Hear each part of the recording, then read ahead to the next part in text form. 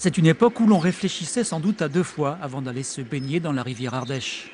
Vallon-Pont d'Arc, il y a plus de 30 000 ans, un monde peuplé de rhinocéros, de bisons, de lions et de mammouths. Aujourd'hui, c'est un trésor national. Décembre 1994, un courant d'air dans la roche mène 3 spéléologues vers cette cavité de 500 mètres. À l'intérieur, des empreintes de paumes et plus de 400 dessins au charbon et à l'ocre, 2 fois plus anciens que les peintures de Lascaux. Les grandes fresques de la grotte ont été faites par un très très grand artiste. Là, on est dans l'admiration. On voit des tas de détails qui montrent qu'il y a eu un grand artiste. Et ça le rapproche de nous.